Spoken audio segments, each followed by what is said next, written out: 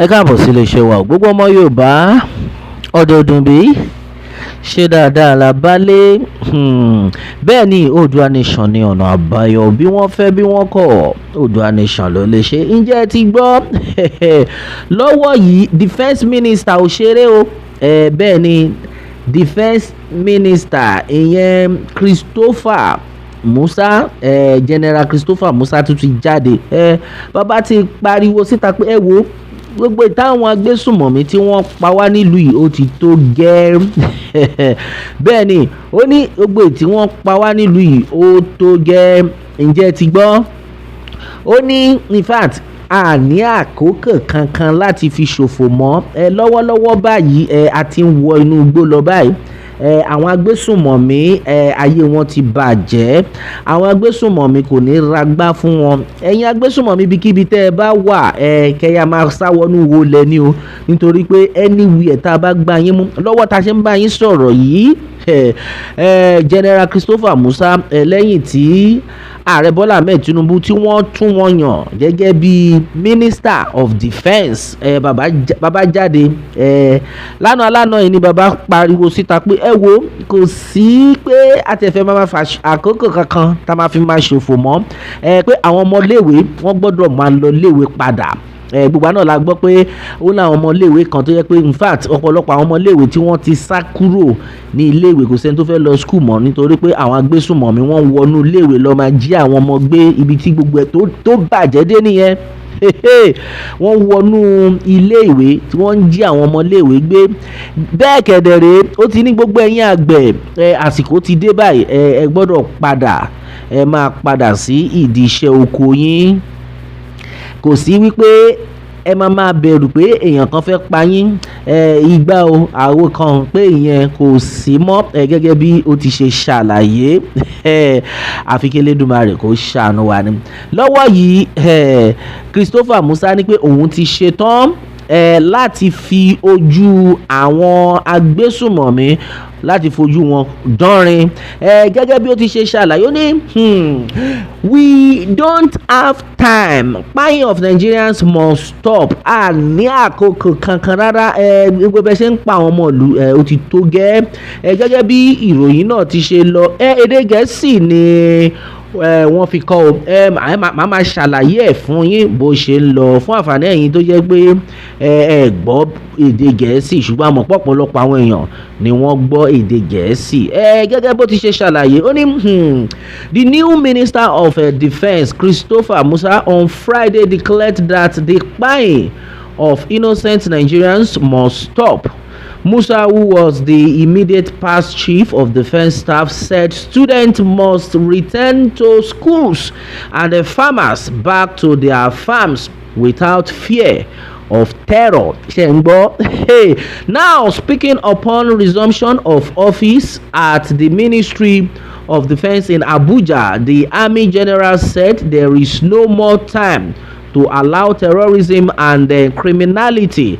Now, the new minister received a rousing welcome by officials of the ministry who sang solidarity songs as he formally assumed office. However, Musa said, "We don't have time. We are going to hit the ground running and then we must respect the human rights of Nigerians. Our loyalty is to Nigerian and the Nigerian people and the shedding of innocent blood must stop." Now, according to him, he says, and I quote, "Children should be able to go back to school and farmers should visit their farms without fear, and with the support and the prayers we are getting from all Nigerians, we can't fail." President Bola Ahmed Tinubu had nominated Musa for the role of the Minister of Defence following the resignation of Mohammed Badaru. Well, on Thursday, the Senate confirmed the former Chief of Defence Staff after rigorous grilling, and he was confirmed. Well, on Friday, Musa was sworn in by President Tinubu at the presidential villa in Abuja. Gẹ́gẹ́ bí ó ti ṣe ṣẹlẹ̀ òun náà ni gbogbo wa ti gbọ́ yẹn. General Christopher Musa ti bẹ̀rẹ̀ iṣẹ́ o bẹ́ẹ̀ ni ó ti bẹ̀rẹ̀ iṣẹ́. Ó ní pé kò sí àkókò kankan tí a fẹ́ fi ṣòfò mọ́. Àwọn agbésùmọ̀mí ẹ ti jẹ lọ tipẹ́ ṣùgbọ́n lọ́wọ́ yìí ẹ lè jẹ lọ mọ́. Ọwọ́ ti bà yín, kò ní ragbá fún gbogbo yín níbikíbi tẹ́ ẹ bá wà. Gẹ́gẹ́ bí General Christopher Musa ti ṣe sọ, ó ní níbikíbi tẹ́ ẹ bá wà ẹ máa sáré nítorí pé àwọn ò ní fi àyè gbà yín mọ́. Ẹ ti pa àwọn èèyàn jù, kí ló dé? Ṣùgbọ́n lọ́wọ́ yìí ẹ̀mí ti bẹ̀rẹ̀ iṣẹ́ o. Gbogbo náà là ń gbọ́ awuyewuye tó ń lọ gẹ́gẹ́ bí ààrẹ orílẹ̀-èdè yìí, ààrẹ Bọ́lá Ahmed Tinubu, bàbá náà ti wò pé ẹ wò àwọn arábí wọ́n fẹ́ pa mí ni, ẹ wò ẹ jẹ́ ń wá èèyàn tó jẹ́ pé ó lè ṣiṣẹ́ yẹn. Ká máa dúpẹ́, ká máa jó, ká máa yọ̀. Elédùmarè ti ṣe ohun ọ̀tún. Gbogbo ẹ̀yin agbésùmọ̀mí ibikíbi tẹ́ ẹ bá wà, Ọlọ́run ti ju gbogbo yín lọ. Láìpẹ́ là ń rí tí gbogbo wọn àwọn ọmọ kéékèèké àwọn arábí tẹ́ ń sọ tó wá ń pariwo àwọn agbésùmọ̀mí, àwọn ọmọ kéékèèké tí wọ́n ju ọmọ ọdún bíi 15 16 àwọn ni wọ́n ń pa àwọn èèyàn ń pakúpa tẹ́ ń rí tó ń gbébọn lé wọn lọ́wọ́. Àwọn kan àtẹ̀ǹgbọ́ pé àwọn kan 13 years wà láàrin wọn ṣe ń ríṣẹ́. So ṣáwọn ìjọba fẹ́ pariwo, wọ́n fẹ́ sọ fún wa láti jọ́ yìí wípé àwọn ò mọ bọ́n ṣe máa mú àwọn arábí mọ́lẹ̀ ni. Ṣùgbọ́n wọ́n ní God's time is the best. Àsìkò ti tó báyìí.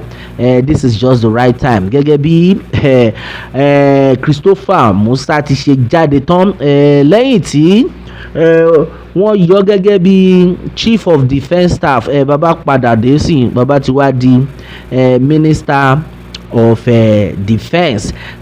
Pé ó lágbára. Ó fi hàn wípé gbogbo bí àwọn èèyàn ti ṣe ń pariwo, tán ṣe ń sunkún, tán ń gbàdúrà, àdúrà ń gbà o. Àsìkò ti tó. Torí pé àgbègbè náà la mọ̀ pé àwọn agbésùmọ̀mí wọ́n ti plan pé Christmas tó ń bọ̀ yìí o, ọdún tuntun tó ń bọ̀ yìí o, pé àwọn fẹ́ fi ṣọṣẹ́, wọ́n ti prepare ara wọn. Ṣùgbọ́n ẹ jẹ́ á máa gbàdúrà. Ọ̀pọ̀lọpọ̀ àwọn èèyàn ni wọ́n ti ń gbàdúrà fún Christopher Musa wípé Ọlọ́run máa fún Christopher Musa yìí, Ọlọ́run máa fún ṣe o. Nítorí pé àwọn aráabí wọ́n ti ṣe kọjá àyè. Kí ló dé? Kí ni nǹkan náà? Àfi kí Elédùmarè kó ṣàánú wa ni o. Bẹ́ẹ̀ ni ẹ̀yin èèyàn wa, a ní rí jù báyìí lọ lórí eléyìí. A ó máa bẹ́ o, ọ̀bẹ níbẹ̀ ṣe o, àtẹ́lẹsẹ̀ abẹ̀nàwò. Ẹni tó bá lámà bọ̀ òun là ní dé bá. Kí Elédùà kó bùkún fún orílẹ̀-èdè Yorùbá. Ó dàbọ̀.